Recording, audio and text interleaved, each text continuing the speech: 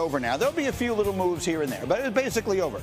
So who is the biggest winner of the whole offseason? Caleb Williams is your biggest winner of the entire offseason. He gets maybe the brightest offensive mind in all of football in Ben Johnson as his head coach. New guard, center guard combo.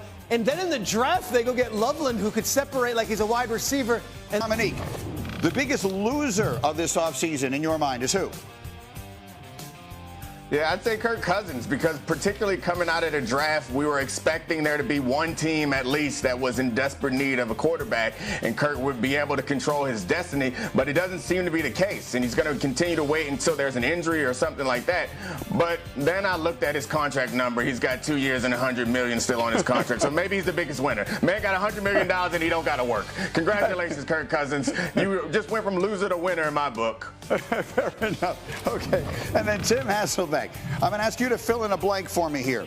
The Steelers gambling, it seems, everything on Aaron Rodgers is what?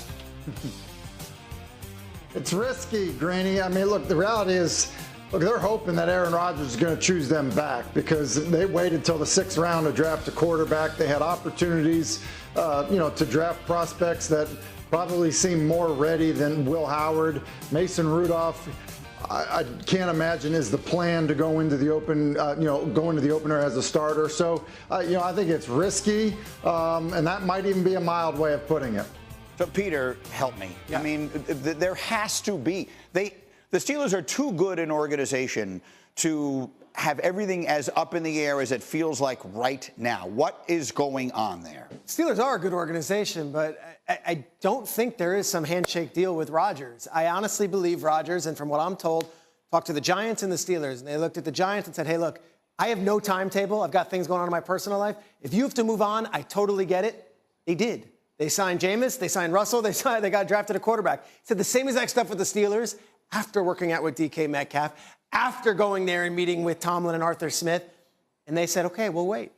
They've put themselves in a corner here, but it is still only the end of April. And as I look at Rodgers throwing to Metcalf, I can't think that was all. I can't think that was just, hey, of all the players, let me just throw to Metcalf this weekend right. in LA. Right. They don't know if he's coming back yet. This might end up being like Ed Werder down in Hattiesburg waiting on Favre's ranch. I remember that. Yeah. I was there for all of it. Yeah. But I do believe they're holding out hope. And the exit strategy you mentioned, and Dominique did it well, like Kirk Cousins, I'm sure there could be a deal to be had with Kirk Cousins if it ends up going that way. Let's go back to Rodgers, though, Tim. Of all the things I saw in our notes last night, what you said about him I thought was my single favorite thing. Look, the reality is, and Pete referenced Favre. Look, when Favre would throw in the offseason at 40 years old, you knew he was playing. When he stopped, he was done. Like 40-year-old quarterbacks don't throw in the offseason if they're not planning on playing football. It's just the reality of it. Look, I'm not the caliber of players we're talking about, but the same thing happened to me. You know why? Like, it hurts. Like, you don't do it anymore. Like, there aren't guys like Tom Brady. Like, you go like he's not throwing to guys right now. Like, when you're done, you're done. You don't throw in March, April, May if you're done playing football. Like, you don't do it anymore. And so I think the idea that, the fact that Rodgers did it, I think is a massive signal to what his plans are. You don't put cleats on. You don't drop back and throw if you're not planning on playing football at 40 plus years old. Nate.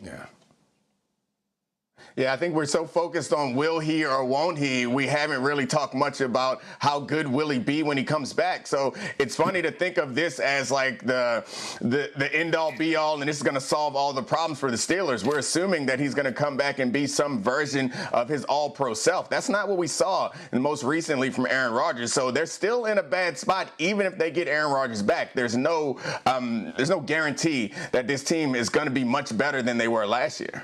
Did you nod along at the Kirk? You said the Kirk Cousins thing. Like, is that?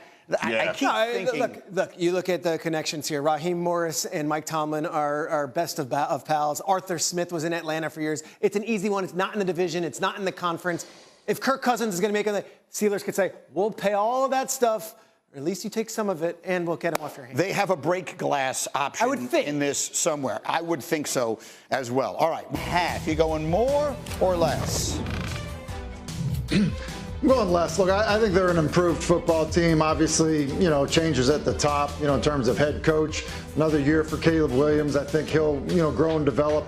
I just think they're in a really tough division. I think the schedule's going to be hard. And I think for that reason, getting all the way to 9 wins, I still believe is a bit of a stretch for me. Still think there's, going to be growing pains a year from now. I think I feel pretty confident about it, just not this season.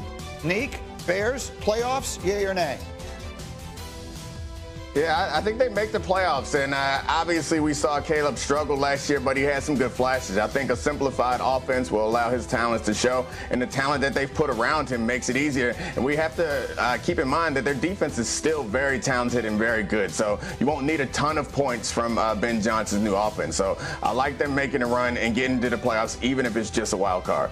Peter, let's stay in the division. 9.5 is the total for the Packers. You go more or less? I go more. I love the first-round pick that they got in Golden. It adds to a very young wide receiver group that I know Matt LaFleur and Jordan Love both are really into, with Jayden Reed and Dontavian Wicks. I'll also add this.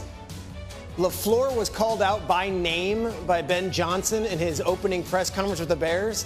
I reached out to LaFleur. I go, what's your history with him? That's funny, right?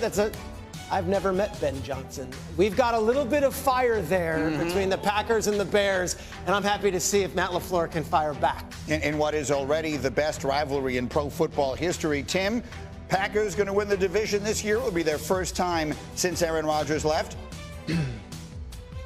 Yeah, I actually think they will. Look, changes in Detroit, I think, change things for Detroit. And when you look at, Green Bay, I do think they're an ascending team. I think, Peter said it earlier in the show, some injuries last year, I think, hurt them. I think they're good on both sides of the ball, well coached on both sides of the ball. And I think Jordan Love continues to improve and play at a really high level.